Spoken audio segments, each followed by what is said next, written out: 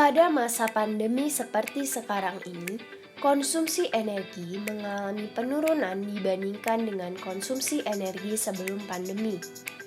Penurunan kebutuhan energi ini disebabkan adanya pembatasan sosial, pekerjaan, bisnis, termasuk juga manufaktur industri. Akan tetapi, kita sebentar lagi akan menghadapi masa new normal di mana kita perlu mempersiapkan kebutuhan energi global yang akan melonjak tinggi kembali. Penggunaan energi yang tinggi ini menjadi masalah yang cukup besar karena sumber utama untuk memproduksi energi listrik berasal dari pembakaran batu bara. Pembakaran batu bara melepaskan gas karbon dioksida yang merupakan salah satu penyebab kenaikan suhu secara global. Menurut target optimistik net zero carbon, kenaikan suhu bumi bila dibandingkan dengan masa praindustri adalah sebesar 2 derajat Celcius. Jika sumber utama penggunaan energi tetap berasal dari batu bara, maka diproyeksikan bahwa kenaikan suhu bumi dapat mencapai 3,1 derajat Celcius. Oleh karena itu, untuk menekan kenaikan suhu bumi dan dalam rangka mempersiapkan sumber energi utama kita yaitu gas alam, minyak bumi, dan batu bara yang akan segera habis dalam waktu dekat, diperlukan upaya untuk mendukung optimalisasi penggunaan EBP dalam mengakselerasi tercapainya zero carbon 2050. Maka dari itu, pembangkit surya terkonsentrasi atau biasa disebut CSP hadir sebagai solusi yang tepat untuk tercapainya zero carbon 2050. Pembangunan CSP dilakukan di Provinsi Nusa Tenggara Timur karena merupakan salah satu lokasi di Indonesia selain Nusa Tenggara Barat yang memiliki direct normal irradiance atau DNI lebih dari 2000 kWh per meter persegi, sehingga dapat menyerap sinar matahari secara maksimal. CSP berawal mula dari zaman Yunani dan Cina kuno, di mana kaca atau cermin digunakan untuk membuat api. Pada akhir dekade 1970 setelah krisis minyak yang dihadapi pada tahun 1973 dan 1979, proyek penelitian pengembangan untuk mengganti sumber energi listrik dari bahan bakar fosil menjadi energi solar mulai dikembangkan. CSP ini merupakan sistem yang memanfaatkan teknologi dengan prinsip memusatkan atau mengumpulkan cahaya matahari pada suatu tempat sehingga nantinya dapat diproses untuk menghasilkan listrik.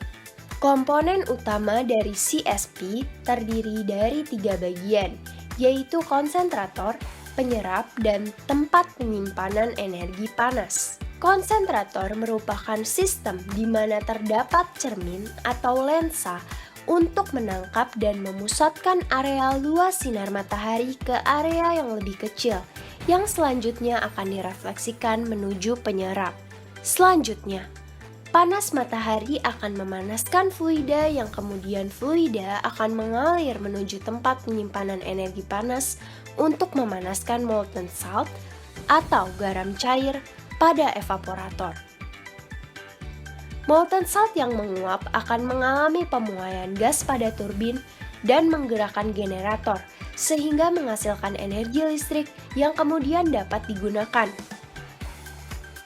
Komponen molten salt dalam sistem ini berfungsi sebagai fluida perpindahan panas atau heat transfer fluid yang merupakan salah satu bagian penting dari CSP. Molten salt ini dapat digunakan langsung dalam pemanas, untuk generator uap, ataupun disimpan dalam tangki penyimpanan ketika matahari sedang tidak bersinar. Molten salt yang digunakan merupakan campuran garam cair 60% natrium nitrat dan 40% kalium nitrat.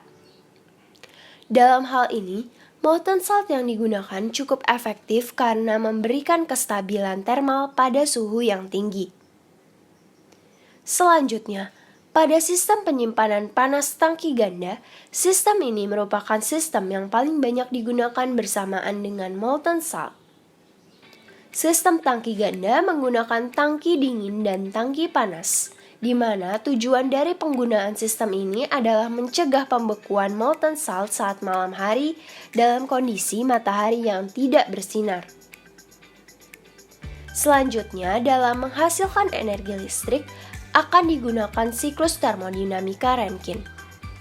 Fluida yang berasal dari sistem CSP akan diuapkan oleh sumber panas dan menghasilkan uap panas yang menggerakkan turbin yang akhirnya dapat menghasilkan energi listrik.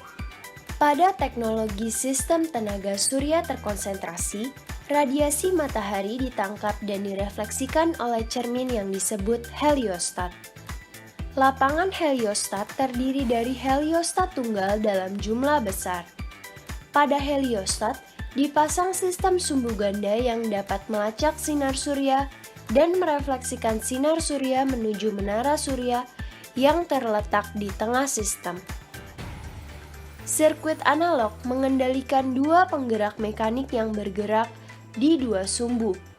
Oleh karena itu, heliostat mampu merefleksikan sinar surya dari fajar hingga petang ke satu titik, yaitu menara penyerap. Akibat dari energi sinar surya yang direfleksikan oleh cermin tersebut, temperatur medium akan meningkat dan memanaskan fluida perpindahan panas atau heat transfer fluid. Fluida perpindahan panas akan memanaskan fluida kerja pada siklus pembangkit listrik. Sistem Thermal Energy Storage atau TES atau penyimpanan panas dengan tangki ganda merupakan sistem yang paling banyak digunakan bersamaan dengan garam cair sebagai fluida perpindahan panas. Ketika fase charging, aliran medium garam cair dapat terbagi menjadi dua, satu untuk memanaskan fluida kerja dan yang lain dimuat dalam tangki panas. Saat malam hari, produksi energi listrik berasal dari garam cair panas di dalam tangki panas. Garam cair yang mendingin setelah memanaskan fluida kerja akan dimuat ke dalam tangki dingin. Garam cair kemudian disimpan dalam tangki dingin sampai matahari terbit kembali. Daya output per tahun yang dihasilkan CSP sebesar 487 GWh. Berdasarkan perhitungan keuntungan antara CSP dan listrik PLN dengan golongan R1, didapat keuntungan sebesar 2.875,37% dari segi biaya. Maka dari itu, diharapkan melalui gagasan inovasi ini, CSP menjadi salah satu alternatif dalam membantu permasalahan energi yang dihadapi saat ini dan lonjakan energi yang akan dihadapi saat masa new normal nanti, yaitu dengan pemanfaatan energi baru terbarukan yang berasal dari energi matahari atau surya yang dimanfaatkan dalam teknologi CSP yang membantu mewujudkan dan mengoptimalisasikan zero carbon pada tahun 2050.